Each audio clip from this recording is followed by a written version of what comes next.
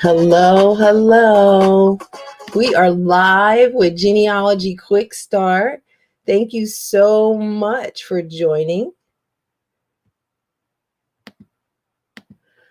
My name is Shamele Jordon, and I am your host for Genealogy Quick Start.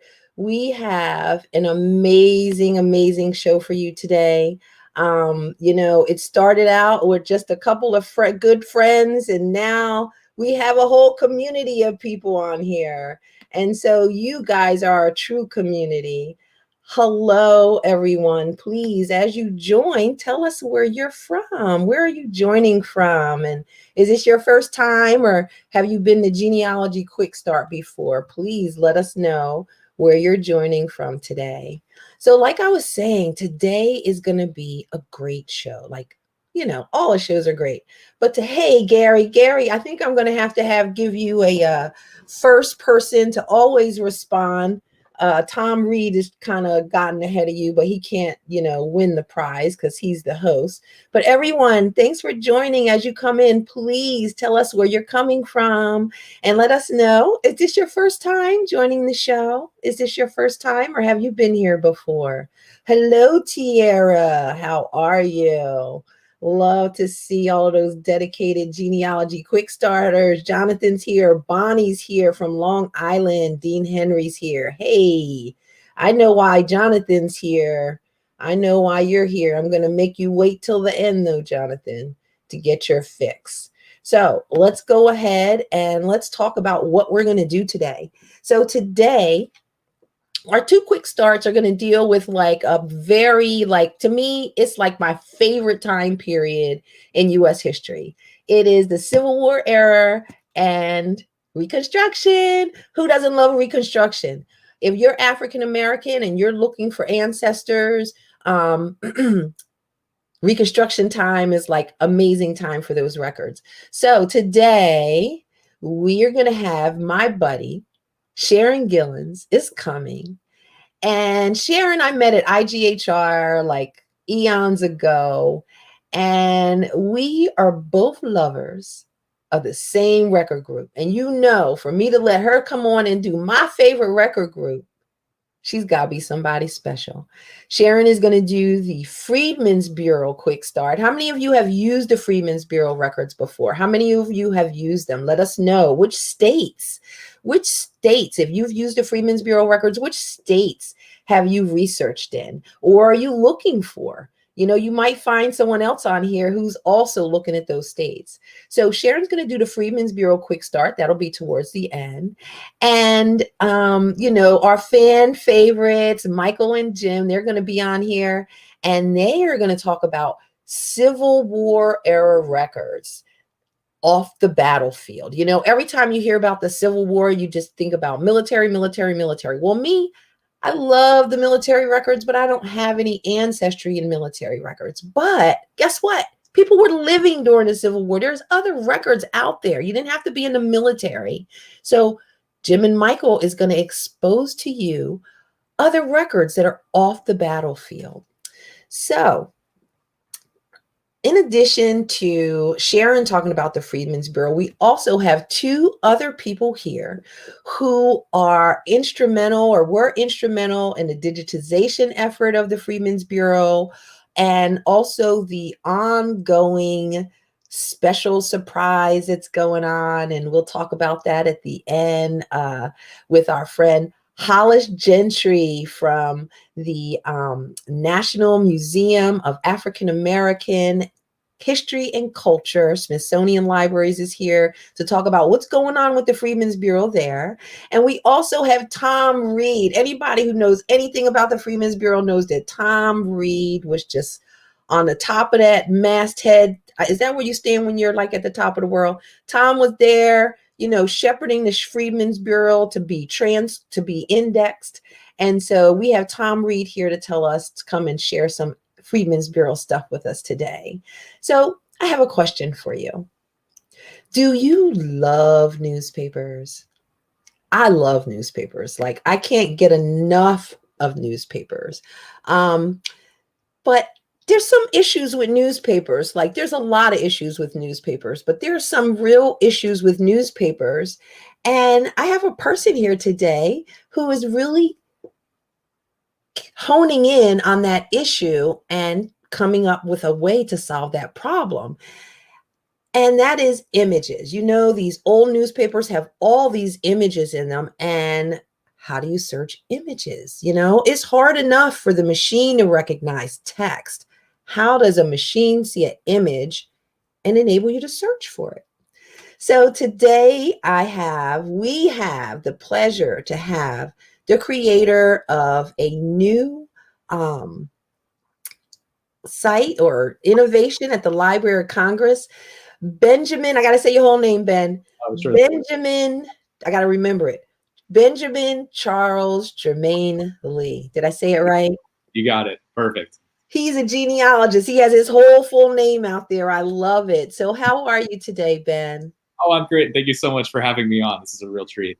So Ben, tell me about, so what Ben has created is called the Newspaper Navigator. So tell us about the Newspaper Navigator, Ben. Definitely. So the idea behind Newspaper Navigator is to allow us to search over newspapers instead of doing keyword search over text, to instead think about how we can search over the visual content. And so I've been fortunate to work with the Library of Congress, in particular the Library of Congress Labs team over the past year, to develop this search tool called the Newspaper Navigator search app with under their Innovator in Residence program. And so, you know, genealogists know all about the fabulous Library of Congress chronicling America, right? So we have Chronicling America, where we can go in there and learn about different newspapers over what their run is. We can actually see newspapers. So how does the Navigator and Chronicling America work together? Yeah, definitely. So the idea here is to build off of Chronicling America. In particular, they have 17 million pages digitized at this point. And the idea is to use machine learning both to extract the visual content. So this is to essentially make a pass over all of Chronicling America and identify all of the, say, photos or illustrations or maps in Chronicling America. And then the second component reimagines how we can then search over that extracted visual content. And so the app contains, No, go ahead. So the app contains about 1.5 million photos from 1900 to 1963. And so we can then search over the images based on caption, or we can also use some machine learning techniques to allow us to actually search by the visual content itself. So instead of relying on captions, which are sometimes noisy, we can instead actually leverage the image content. So you have a personal connection to all of this. Like I didn't mention, I don't know if I mentioned, you know, Library of Congress, Innovator in Residence, but this is more than just a job for you. So tell us about that. Yeah, definitely. So my background actually in getting interested in cultural heritage and digital collections in particular is through my own grandmother. She's a survivor of Auschwitz-Birkenau concentration camp. And so over the years, I've gotten interested in archives, both from my professional background in computer science and working in the digital humanities, but also on a very personal level in trying to understand how we can search or navigate archives better, as motivated by my own research on my grandmother. So it's a real treat to be here speaking about genealogy in particular, because I think all of my work is grounded in it. That's really cool. So without further ado, let's take a look at the Navigator. So take us for a little ride here. Sure thing. So the idea here is we can do some keyword searches over the captions of the images as extracted from the OCR. As you mentioned, sometimes the OCR isn't great, but it'll allow us to really search over the content. So for this time around, I thought it might be fun for genealogists to look at a specific town. I'm going to use the town where my mom actually grew up, Lancaster, Pennsylvania today. So I'll go ahead. Lancaster, don't get Beidler all excited. Go ahead. Me too. I used to hang out in Lancaster. My parents, we go up there all the time as a kid. Oh, awesome. Yeah, it's a great place. And so what I've done now is I've filtered essentially by state and then searched for keyword with Lancaster. Okay. And so what we find are all of these photos showing various different aspects of Lancaster, from headlines or photos whose headlines contain the word Lancaster, to some fun ones. If I remember correctly here, we have some old buildings from Lancaster and various people. And so to give a 1-second introduction to how the application works, you can also hover over images and click info. It'll bring up some more information, the the date of publication, the newspaper title, the caption. Then you can also download the image. You can view the full issue in Chronicling America, and you can also learn more about the newspaper title. And so the idea here, hopefully, is to allow people to really search over this visual content. So that's pretty awesome. So one of the issues that I have is that I talked to you about this, is that I'm interested in what they used to call the chitlin circuit back in the day. And basically it's when African Americans played for African Americans in, saloons or nightclubs, I would say, probably like nightclub life in the 50s, the 60s, probably the 40s as well. And they focus on the South and Jim Crow, and we don't hear much about the North. So having access to be able to search images, I think would really help that out. Yeah, and I would love to hear about what you end up uncovering. Yes, I can't wait to play with it. So Ben, I really appreciate you coming here. And so as a genealogist, like you did a place search, what other types of searches might you think would be of interest to genealogists? Yeah, definitely. So I can imagine searching names. You might find some interesting photos of family members, or of course, also searching for various like alma maters or things like that. Think could be really fun. But even just immersing yourself in a period of history where some of your family might have lived at a period of time, I think has been really fun for me. And you did one on maps. You did a search for maps, and I think you did one on Civil War maps, right? Yeah. So we have a data set where we have even more than just what's in the search application. And so there you can grab all the maps from, say, 1861, or all the illustrations or comic strips from 1920 and explore that way. So you said something really interesting. You said not available in the application. Is this something that is being in beta and it'll be available soon? So we would definitely like to incorporate the wider date range and also more visual content. So depending on the application's development, that's certainly, I think, first on the list of things to add. So what's coming next, Ben? It's been like 6 months since this has been happening. I know there's more stuff coming. Yeah, so this project is very much tied to actually my own graduate research. And so I'll be working on various aspects of Newspaper Navigator and thinking about how we can find new ways of searching over visual content for the next few years. So if you need the genealogists in here, I'm pretty sure that Jim and Michael will definitely volunteer to be a part of anything that you're doing, right, guys? Newspapers are it. That's true. Well, Ben, thank you so much. Ben's going to come back at the end. If you guys have any questions for Ben, definitely put something in the comments.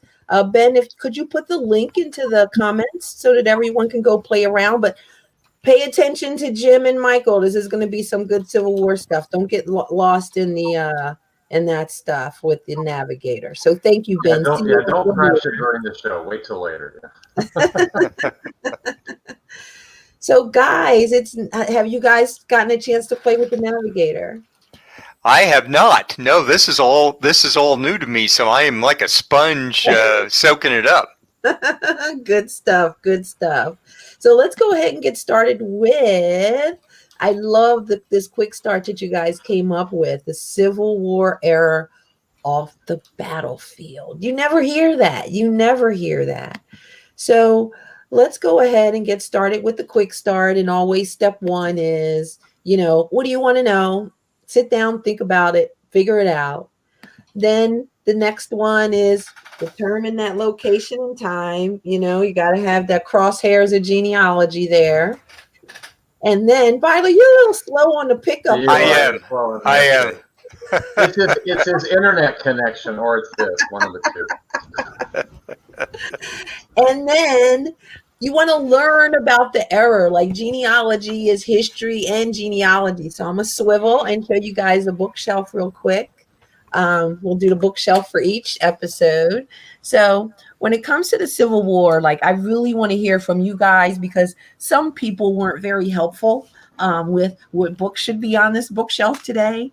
And so when you learned about the Civil War, which books did you use? You know who I love, and I was so sad when he passed away. Has anyone listened to Shelby Foote narrate his books, The Civil War, a Narrative? this guy, oh, he has the voice for it. So, you know, I would definitely listen to this on audiobook if you could. I would go to YouTube. I would YouTube Shelby Foote. If there's like area, I would search for that. So that's pretty cool. Also, there are books that are specific to the Civil War, probably more military, but there's one for the Union and one for the Confederacy. And then you want to get one about the era of where you lived. So if you had people in Philly, hey, you want to get Philadelphia in the Civil War. I actually found this at a flea market, and it was, you know, really cheap. And then if you're African American, the book that I would definitely suggest that you get is The Negro Civil War by the man, James McPherson. What makes this book extra special and probably keeps me from actually writing a book is he writes in the voice of the people. Everything is really the voice of the people. So definitely learn about the Civil War. There's a book called Everyday Life in the 1800s. Cool stuff for you to check out. All right, let's move on to the love. Did you guys think of any other books that you think might be good on that bookshelf for the Civil War era? See, I'm more a Revolutionary War guy, or even French and Indian, which I know Michael's going to make a crack about my age. You're so predictable. You just set me up for that one. What you've got there is a good start, and like usual, person, you want to be as familiar as you can with all the local sources in your area. You want to know about, because that's really the key is to be aware of the local sources, and that kind of ties into what we're gonna talk about today, with the focus during Civil War era records for those guys that were not enlisted in the service, is another way of phrasing our topic for today. And I'm going to let Jen start with this first one, because this is a 4-letter word in my book. I know it just has 3, but I'm going to let him start with the Civil War income tax here, which is it's a great record, but not everybody's in it. But if your person's in it, it's a good record. Yeah, well, first of all, the Civil War, I believe, is the first war that was dubbed the rich man's war and the poor man's fight, and which seems to have resonance all the way to today. But as far as the income tax, the first federal income tax was levied in 1862 for the support of the Civil War, It went through various stages as the war went on. They needed more money, so they changed some of the parameters for who was taxed. Originally, it was if you had income of $600 or more that you had to file a return. Form 24 was the name of it. No 1040 yet. It was Form 24. But it was a combination of both income tax and also personal property. In some ways, was taxed, and it was around until 1872. So you'll catch people. You won't catch, most of the people in cities, who were like day laborers. But you will catch people with some land, because rents were one of the incomes that was taxable. So it's it's on. It's available on Ancestry, on FamilySearch. I'm pretty sure too, but I'm not sure if it's searchable on FamilySearch. It is definitely searchable, name searchable on Ancestry. Civil War draft. What's this? When we titled this session, we talked about non-military, and I technically the draft is a military record, but the thing is, it catches guys that did not enlist. Anybody within the age parameters had to register for the draft. So even if your guy didn't serve, and he didn't serve, if he was in the age range where he would have had to have registered, these are on Ancestry as well. They're indexed. It's got age, place of birth. Is there one more screen with this? I can't remember if we split this up into 2 or not. Yes. There we go. A little bit bigger. It's got the place of birth, state or country. These are organized by congressional district, and then it's alphabetical, organized by county, and then further down. But it's organized by congressional district first within each state. But they are indexed on Ancestry. If the guy did serve, there should be a notation there about what unit he was in. But this could be a good way to catch people that you might not have thought about being in that area at that point in time, if they were male and in the age range where they would have had to have registered. And of course, this is obviously a Civil War era record. The next one, this is a homestead record, which kind of catches the end of that Civil War era and the period after that. Obviously, this one, if memory serves, is from the 1880s. This couple was in Dawson County, Nebraska. This is typical of the testimony of the claimant. If you've got an immigrant, one of the things he or she, because a few women did receive naturalizations, if it's a non-native trying to apply for a homestead, we don't want to give land to people who ain't going to be citizens at some point. So what they would have to have done is shown a copy of their naturalization if they had already naturalized. If they had not, when they filed the initial claim, they would have had to have documented that they had at least declared their intent to become a citizen. And by the time they got done, they would have had to have completed the naturalization process, and that would be in there. So that's another reason to get that file. Some of the nice background information in there in the homestead file, it'll talk about the size of the claim and how many acres have been farmed the first year versus the last year, what kind of crops they had, the size of the house, if they had a barn, if they had a log cabin. So you can get some background on what their life was like. There'll be their testimony. This is the testimony of the claimant. And you'll have testimony of at least two witnesses. This was a neighbor who says, I knew the land before the claimant, and he's there every day working really hard, and on and on and on and on. But it's testifying to the fact he was there.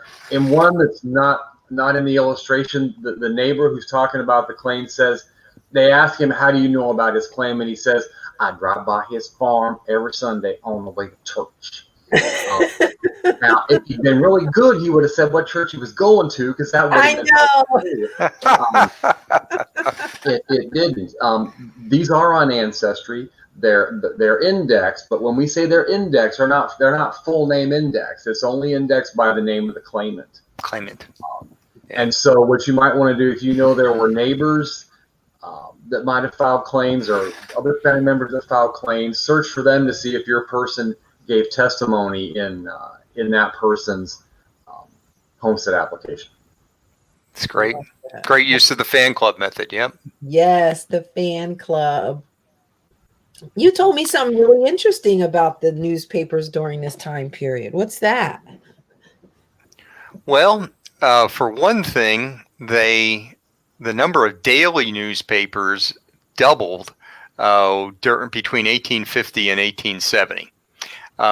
And faster printing presses.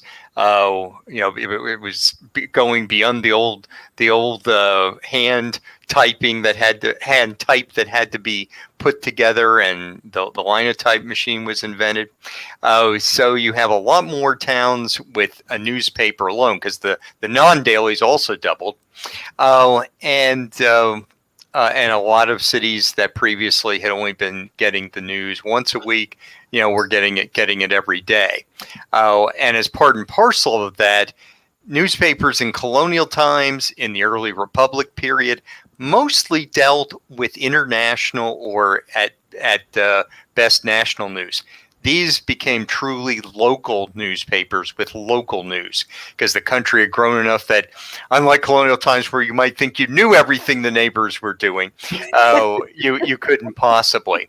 And this is when newspapers become the social media of the 19th century, where there are columns about who was visiting who in the county. Every little community will usually have a little bit of a write-up in the issues. And tying together our earlier example from the income tax, one of the things about this early income tax is, unlike today where there are strict privacy laws as far as release of income tax records, these were public records from the beginning.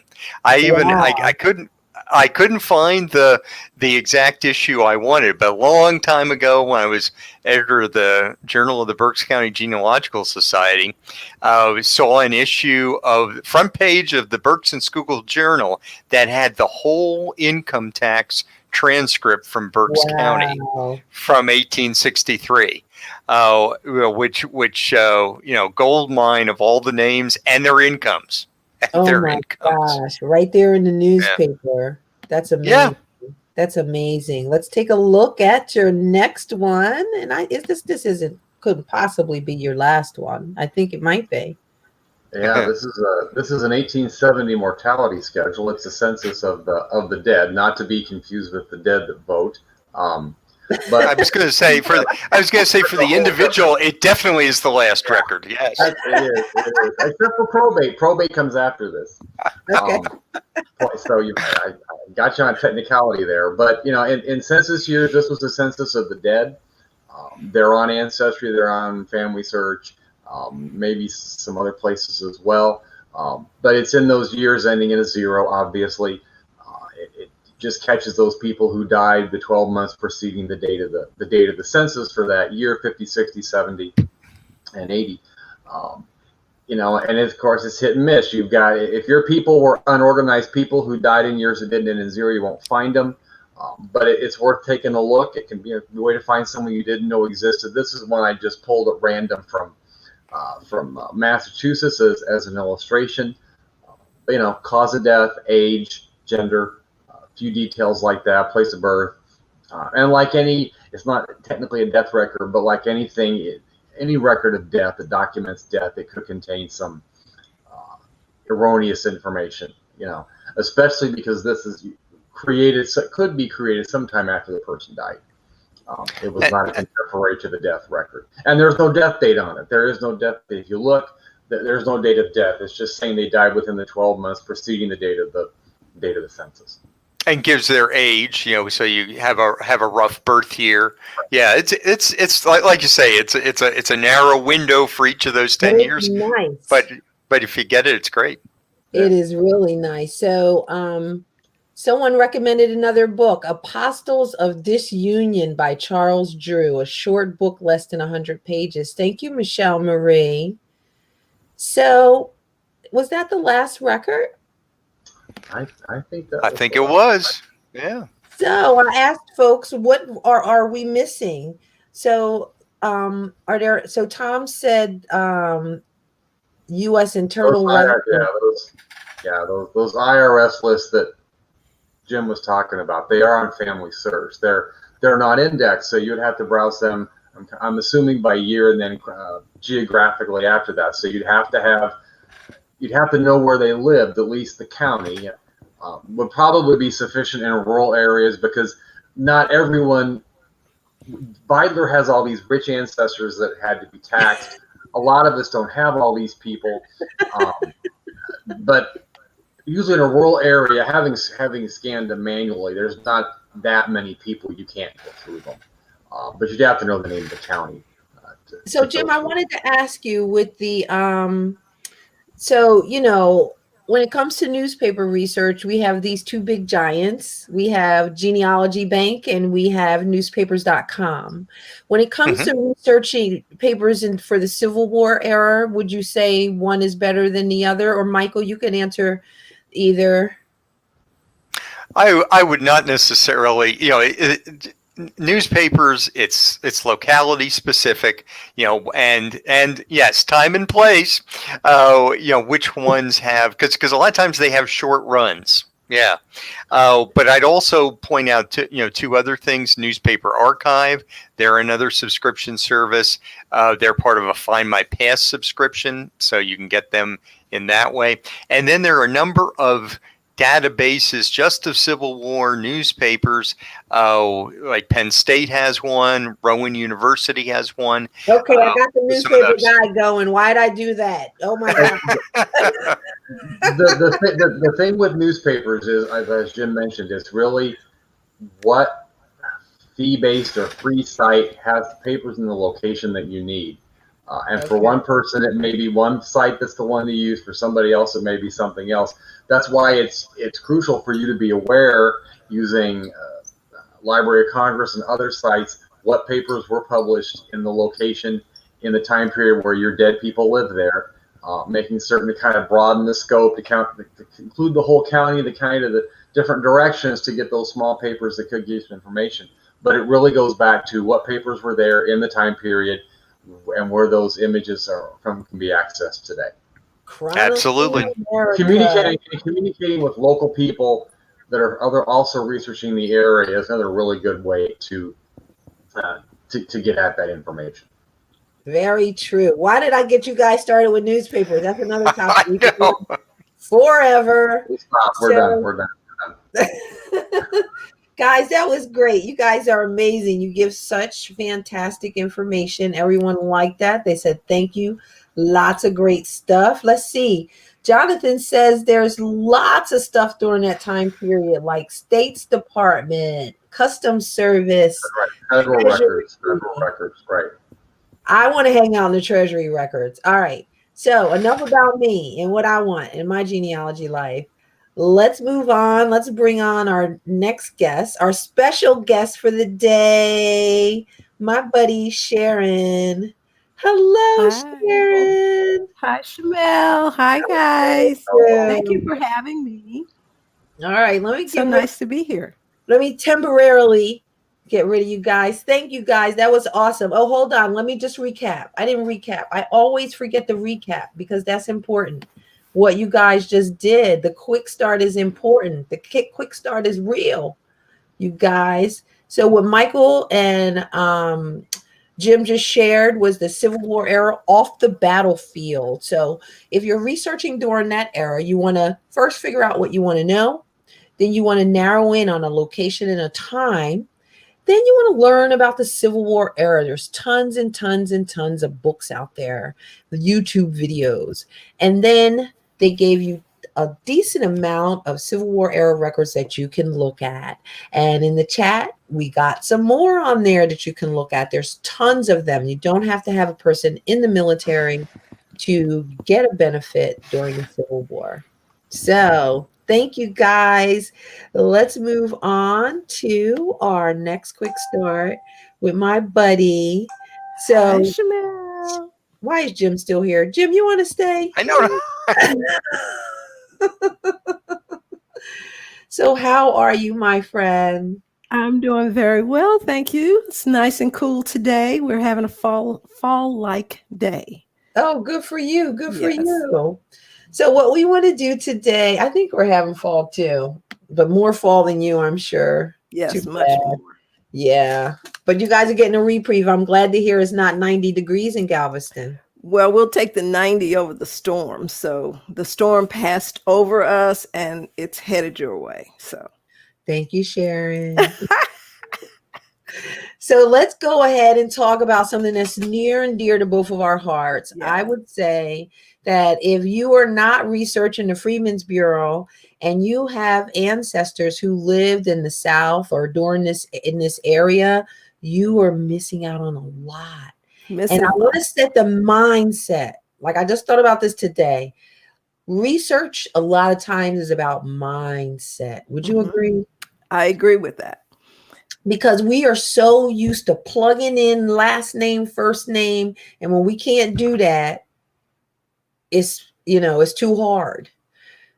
If you really want to know your ancestors, not only do you need to research the Freedmen's Bureau records, you need to go in with the mindset that they're in there. They're in there. If they were living in these locations, by and large, would you say, Sharon? They're in there. They're in there. And also what's in there is context. You can learn so much about the area in which your ancestors lived. And even even in the worst case scenario that you don't find your exact ancestor, you will find their neighbors and their fan club. Yes. And you can extend those conditions to your ancestors, because you're not wanting just to find the names of your ancestors. You want to find the circumstances of their life.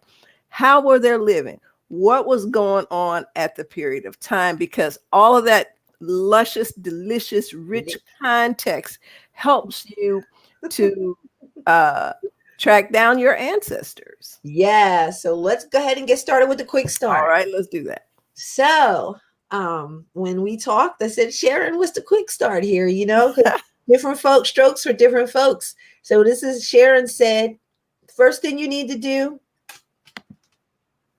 determine a location. Determine a location. Determine a location. Let's check out. So tell us about locations. Where was the Freedmen's Bureau? The Freedmen's Bureau operated in a lot of the southern states, all of the southern states, and also in Maryland and Delaware and the District of Columbia. And of course, the degree to which they operated in the states is reflected in the number of microfilm rolls that are available to search. Like Virginia has 203 rolls. Louisiana has 111 rolls, but Look, Alabama just has. Virginia, you got to be in here. If you got people in Virginia, you are in there. What's the soup? You are in soup? It's in there. You're in there, guys. And then there were some states where there was a concerted effort by the white residents to keep the Freedmen's Bureau out and to suppress their actions there, and so they may have fewer records. So, and then, then, like you started, I told you I was trying to focus and let you do this. I'm sorry. Why did you get me started? So, Alabama, Barber County, Alabama, prime example. They even in the they laughed about how they ran the Freedmen's Bureau out. So it might not be in there if you have some places like that, but go in with the feeling that it's in there. All right. Go in anyway, because the information is rich, rich, rich. And you will learn so much about how your ancestors lived and what they had to deal with during that period of time. So let's move on. So once you figure out like which of those states, Reggie Washington always said former Confederate states and border states. And border states. The next thing you want to do is learn about the Freedmen's Bureau. And that is a lot of fun, learning about the Freedmen's Bureau. Yes. And this is you want to talk about this? I did a little org chart here. Yes. Well, the Freedmen's Bureau was a militaristic bureaucratic hierarchy. And so it was a top-down organization with the headquarters in Washington, D.C., with the commissioner who was there, who was General Oliver Otis Howard.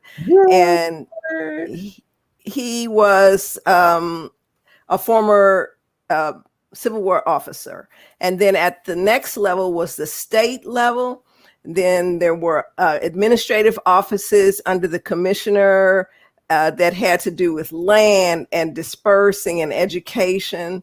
And then the most important places that you want to think about are those field offices. Yes. The field offices are where your ancestors were, and they had the field agents there who had direct contact with your ancestors. Now, the reports that they generated were for the purpose of documenting their progress toward restoring the economics of the South and helping the freedmen make this transition. So the reports filed up the ladder. Yep. So you may find records that have very specific information at the field office, and it might be consolidated at the next office, the district office or the state office. So you want to make sure that you're researching in definitely the field office and the next offices above. The most detailed information will be at the field office. Then those consolidated columns of information about how many of this and these are the ones, they're going to be at the next level up. And so to continue on about learning about the records, because there's just so much going on there, I just created this little kind of like just to kind of share the different levels of records. Like there are records that are pertain to education, records that pertain to employment. Labor contracts are wonderful, right? When you wonderful. Records of justice. Those records of justice, I swear, they sent me away from the microfilm room to kind of like pull myself together. You have to get it together. Yeah. And then there's see what was going on. Yes, there's marriages, and then there's administration type records. People might have had ancestors who worked at the Freedmen's Bureau. Absolutely. And so, I mean, there are Black and white people in the Freedmen's Bureau for sure, lots of them. And so one of the things I want to emphasize is that it was for the Bureau of Refugees, Freedmen, and Abandoned Land. So that gives you the scope of what the Freedmen's Bureau was working with. It was a very broad scope, and their territory was vast. So they had quite a challenge there. They did. And guess what time it is?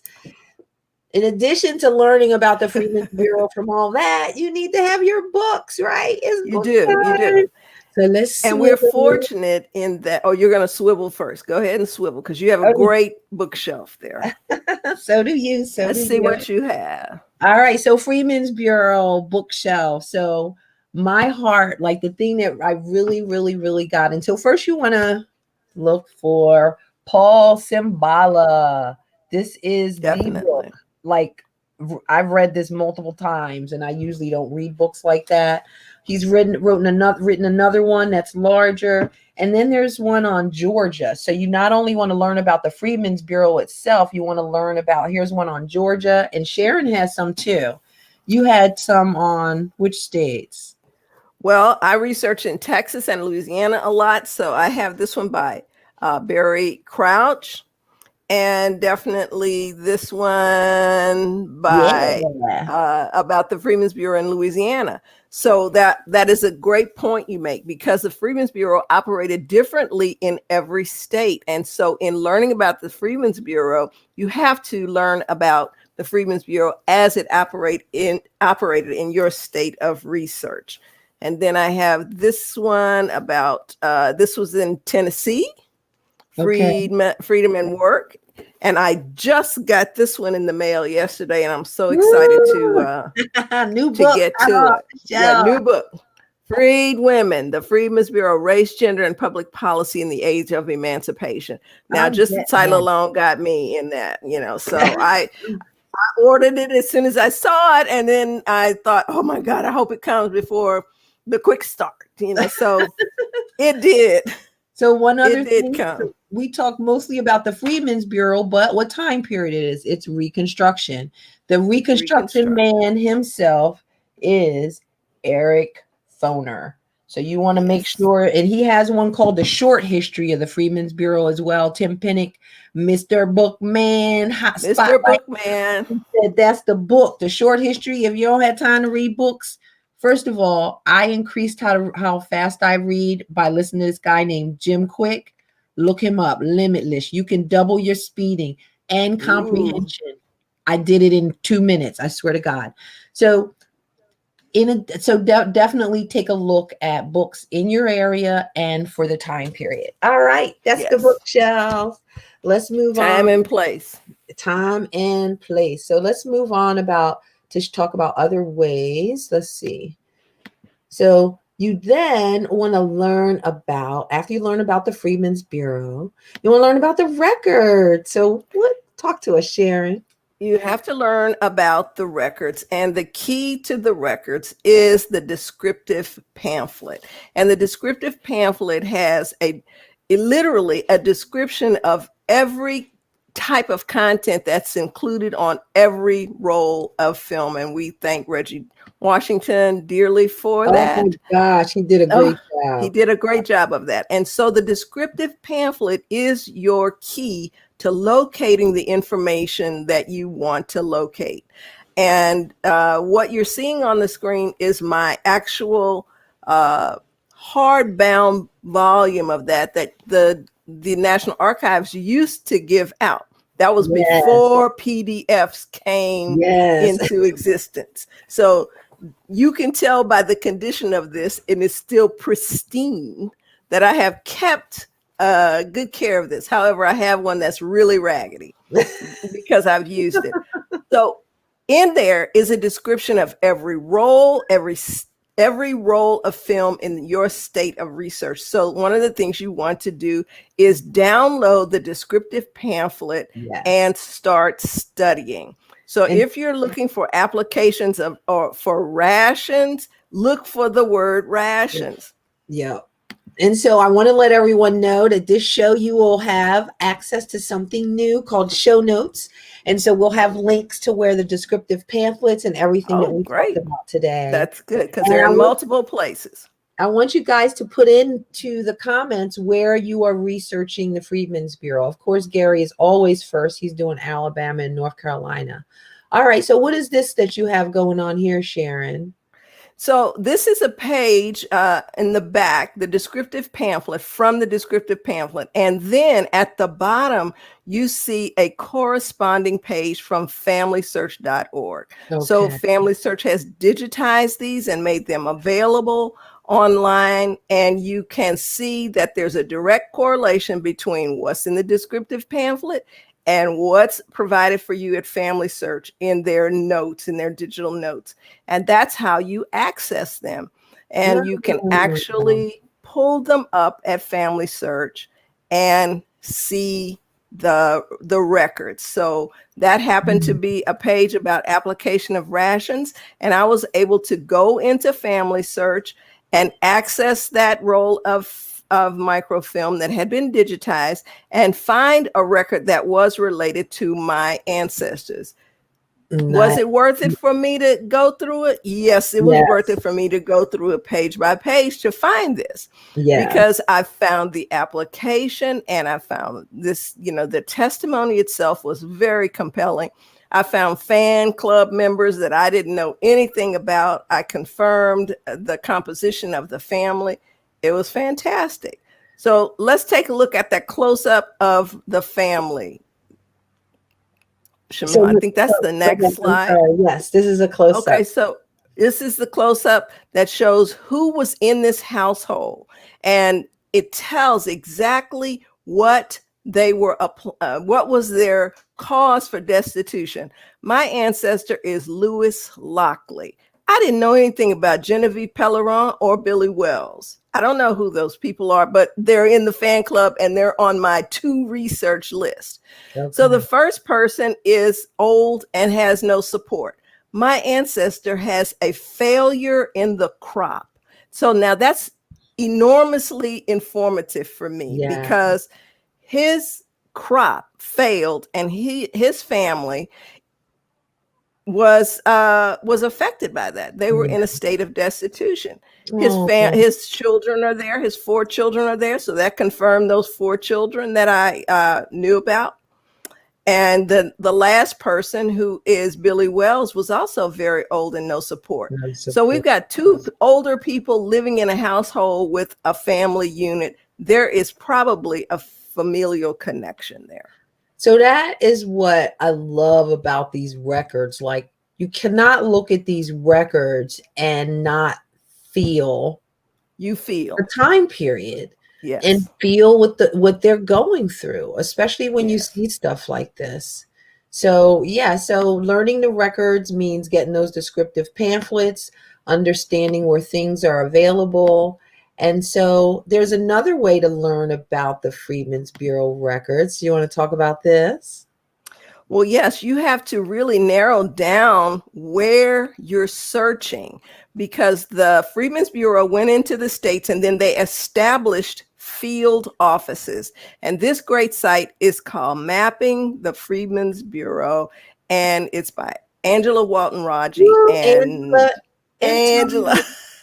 And Tony Carrier. It's a great site because it's interactive and it gives you the opportunity to identify an interactive map of the field offices in the general location in which your ancestors were located. So when you hone in, when you go in tight, you can see that I could see that there was 3 field offices close to where my ancestors were. And those were the ones I would research. And don't just choose one, because just like when you go to the DMV, if you know the DMV downtown is always crowded, you go to the DMV in the suburbs. Why do you and have that's to bring what the DMV? Oh,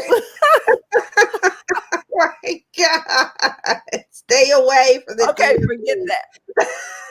So if it was more convenient, they may have gone to a different one.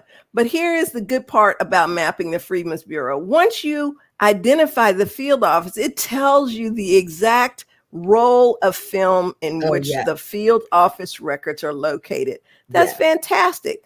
The other thing that's there for you is the descriptive pamphlets. So it's kind of a one-stop shop. You can actually go there and find quite a bit of information about the Freedmen's Bureau and that background work that you have to do before you get into the actual records. They did a great job with that. They did a fantastic job of that.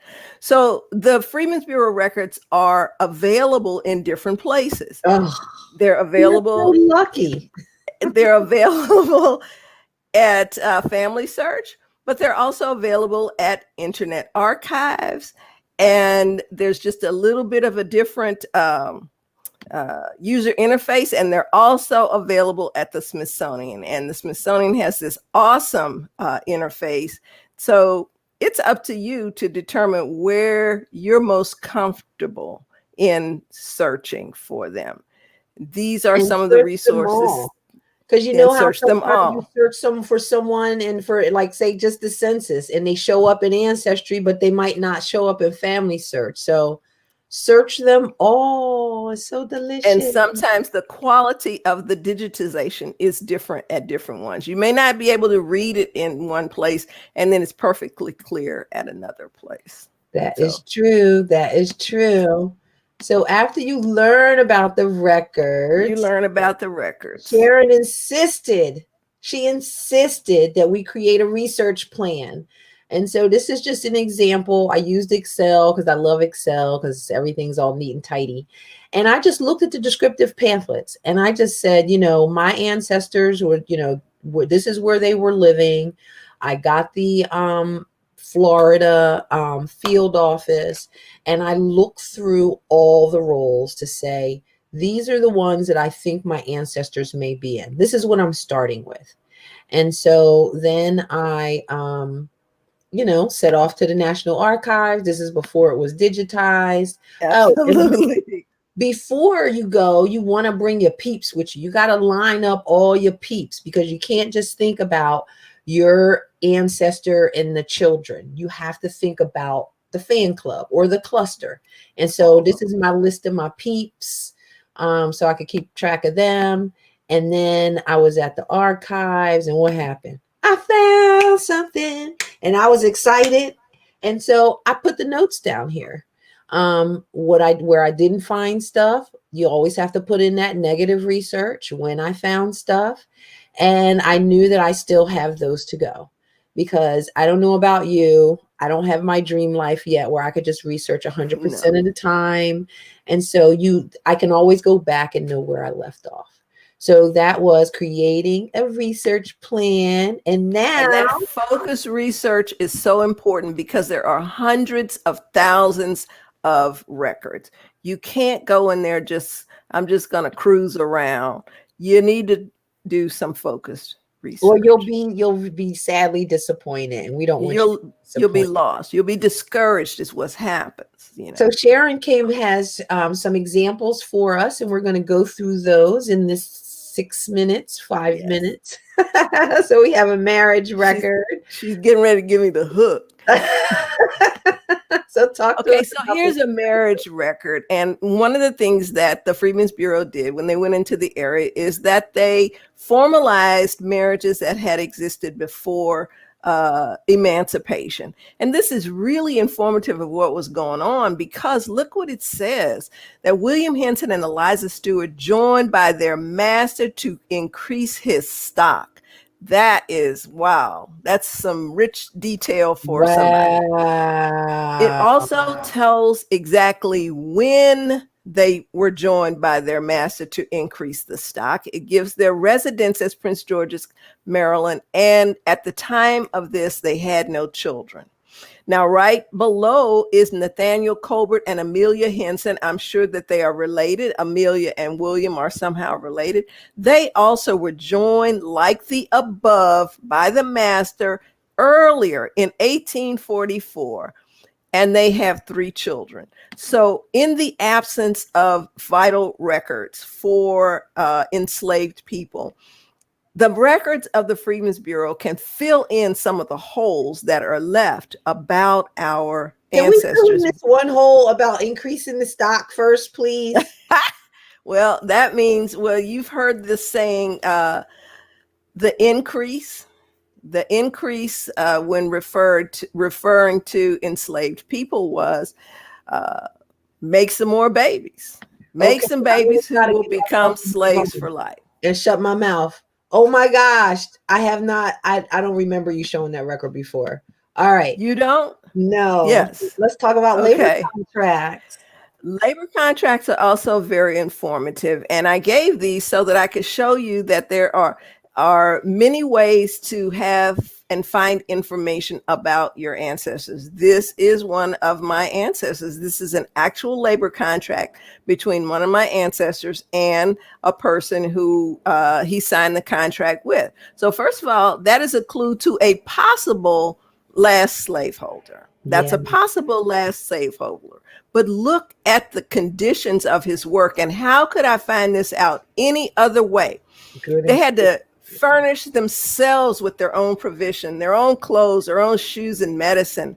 They also had to agree to perform good and faithful labor 6 days in the week in the field at sunrise, and 2 hours for lunch when the horn blows. And then they are there again until sundown. So sun up to sundown. And he's working for a share of the crop. He is not working for money. And the heartbreaking part about working for a share is now that they have to furnish themselves with their own provision, that means that they have no money.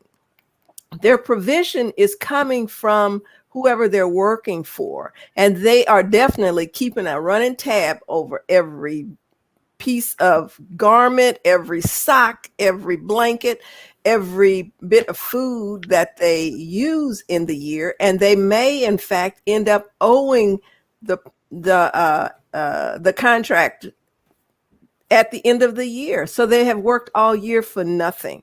So that is the beginning of the sharecropping system. This was another tremendously informative record. This was a register of colored persons. When the Freedmen's Bureau got there, they had to sign people up to these labor contracts, but they didn't know who was there. And it was basically a census that was taken immediately in the area when they came. You want to look for the registers because the information in there is rich and full. On one page, I found 2 ancestors. Back, one more back. There we go. I found 2 ancestors, Christina and Nicholas Colbert. I knew that was my ancestor, Christina, regardless of the fact that she didn't have a surname there, because I had a suspicion of who her enslaver was. And it's written right there in the record who their former owner was. And so I was excited about this. And you remember Nicholas Colbert.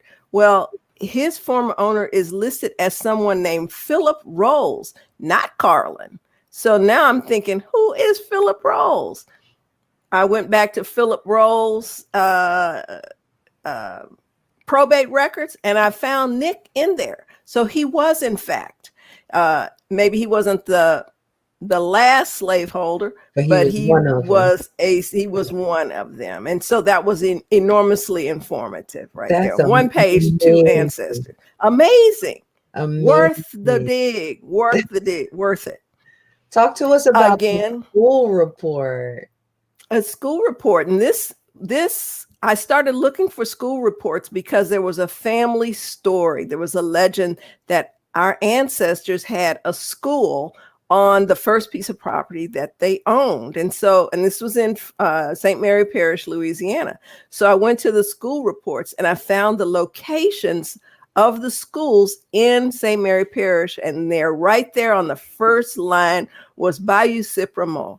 And that is where my ancestors bought their first piece of land. That was a great confirmation for me.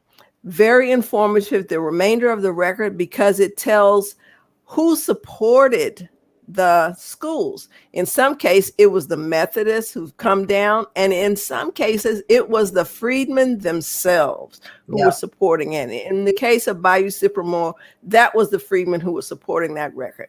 It told how many kids were there, how many females, how many males, how many teachers, how many Black teachers, how many white teachers. So this really gives you a context for the educational experience as it began in that area. Great record. And I think that's exciting records make me so excited. Because they're exciting and they have so much color. If so much richness beyond just looking for someone's name in a record, right? Consume it. So let's take a look at the quick start. So Sharon, thank you so much for coming up with this. So if you're looking for having the Freedmen's Bureau records, you want to step 1, first determine a location. You want to make sure it's within the area of the Freedmen's Bureau. Then you want to learn about the Freedmen's Bureau. Lots of books out there that you can get. Libraries are opening back up. Interlibrary loan should be available soon. Lots of articles. Go to JSTOR. We didn't even talk about that, but tons of articles there. Tons. Then step 3, you want to learn about the records. How are the Freedmen's Bureau organized? Step 4, research plan.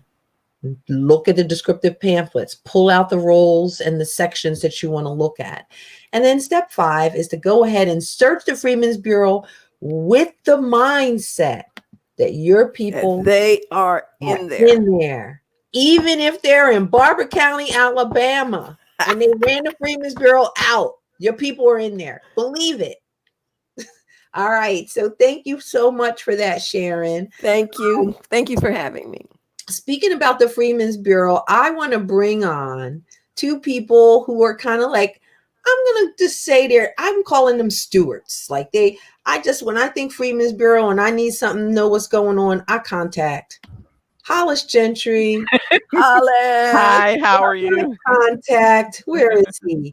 Thom Reed. Hey. How are you guys doing today? It is so nice to have you. I really appreciate you coming on at the last minute like this, because you know why you did it? Because you love genealogy, right? And you love the Freedmen's Bureau. Yes. So Sharon just, wowed us with information on how to research the Freedmen's Bureau. Thom, you were instrumental in the indexing process. So can you tell us, like in your travels, what kind of feedback did you get about like a great find that someone had with the Freedmen's Bureau? Well, thank you for having me. And absolutely, people have been finding and making connections that have really helped. Sharon talked about a labor contract, for example, and there was a woman, Alicia Bradley Neitner in Buffalo, New York, who approached me about her enslaved ancestor being stuck at the 1870 brick wall. And because of the Freedmen's Bureau and the labor contract we found for her ancestor, Lewis Elliott, we were able to connect him to the slaveholding family, going all the way back from Ouachita County, Arkansas, to South Carolina, where his primary enslaver had actually had a bounty claim for property while he was living in South Carolina, in Ouachita County, Arkansas, where Lewis Elliott, the enslaved man, died. And so we were able, the hinge, what broke that wide open was that Freedmen's Bureau labor contract. That was what Those labor contracts are the best. They're the best. So, Hollis, a lot of people do not even know that the Freedmen's Bureau is available at the Smithsonian libraries. So Thom has done, they worked on the indexing. I hear you have something extra special going on over there at the Smithsonian Library. Do you want to tell us about that? Yes, through the Smithsonian's Transcription Center, which is this phenomenal platform for the whole institution. We took the digital records that FamilySearch provided us with, which is the digitized records of all the microfilm, and we are transcribing word for word everything that we have. What? And this project started around 2016 after FamilySearch handed over the material to us, the digital collection. And so far, we've had about over 9,000 people who have come on as volunteer crowdsourcing folk. And we just hit the mark of 100,000 digital images in August. So we're making progress. And, this is the silver lining of the pandemic, because there are a lot of people who are looking for ways to engage in some kind of volunteer activity. So what we're doing is making it portable. I mean, you can go online now as the transcription takes place. Once it's vetted, by our staff, it's available in real time. So even if we've only done 100,000 pages, those pages are available for searching. You already provided with Sharon the access point on Smithsonian Collection Search. That is a way for you, aside from our transcription center, for you to see how we have arranged it. We've retained what the National Archives put it in order. It's organization. And what we've done is we've broken it down into chunks, because we've had a lot of scholars and genealogists asking us for, let's say, the records of one location, one field office. You can download the chunks of the original images right now. The other benefit of accessing the records through the transcription center is we've uploaded all the images. You can find them on FamilySearch as well. What's different from us is that we also have the metadata with the subject headings, and you can find that at the very bottom of the images, and that links to Archive Grid, which is a national database of other archival institutions. So it's not just a matter of looking for federal Freedmen's Bureau holdings. You're looking at other archival institutions that may have some of the correspondence. And not just correspondence, but volumes, diaries, images, newspaper clippings, personal papers. It's just, it's mind blowing. Hollis, so, stop. Yeah. So you have to imagine that I should be in a straitjacket right now, but I'm not, because I have to maintain my sanity to impart this information to everyone. But so far, there are about 346 collections in archival institutions around the country. That's outside of the National Archives. Hollis, when you come back. Yeah. Okay. And the thing about this is, I've been at this. I found my ancestors in the records. Herbert Gutman, God bless that man, for writing The Black Family and Slavery and Freedom. I did what most of us do. You're talking about the process with the quick start of learning about the history of the Freedmen's Bureau. And I was looking through the bibliography and his footnotes, and he mentioned someone, Census in Princess Anne County, Virginia. And I said, oh, my family's from there. And I hounded, I have to apologize to those archivists, for probably 6 months. I combed through all of the records. And this is something else I want you to understand, that there are probably 26 record groups at the National Archives that relate to the Freedmen's Bureau records. Okay, Hollis, you gotta stop right now. I'm just going to say this now. Like a person in a sugar coma. Stop. And to find what those records are, the scholars at the University of Maryland, College Park, their project, and of course my mind is going blank now. The Freedmen Society. Yes, I'm sorry. You know, my mind. I'm trying to race through everything. The Freedmen's Southern Society Project at the University of Maryland, College Park, which was started by Ira Berlin, has identified a lot of the federal records. That was editorial research project that they published back in I think from the 70s, and they're still working on it. So Hollis, I think we're going to have a whole Freedmen's Bureau conference. Like we have enough, not Freedmen's Bureau. Freedmen's Bureau. All right, we're going to do it, Tom. You heard it here first. We're going to have a conference on the Freedmen's Bureau. So guys, I have to bring on the guests. I have to, because I have to be honest with my guests, with the people who are watching. We have to try to keep to our hour. Hollis, Thom. I just thought I was just going to leave and just, go to my normal life after this. But yeah, no. So thanks for blowing my mind. Let's bring everyone back for our wrap-up question of the show. Let's see who's missing. There's Sharon. There's Michael. There you are. So guys, for our wrap-up question, and seriously, 5 to 10 seconds. You guys know what the question is. So we talked about newspapers today. There's Riley. Wait a minute. We got to have a solo. Hey, Riley, what's up? He's been listening and waiting with bated breath. There are 3 treats involved in making a pup cup. We're not sure yet. That is so I love that. Okay. So one of He's so cute. He's adorable. And he's just chilling. So one of your ancestors will be featured in the newspaper. And you guys who are watching, I want you to add your answer in the comments. So you need to sell newspapers. So what would the catchy title be for your ancestor? And doesn't have to be a direct ancestor in the newspaper. So we'll start with Michael and Riley. Right. We're going to go with Wanted by 3 Women.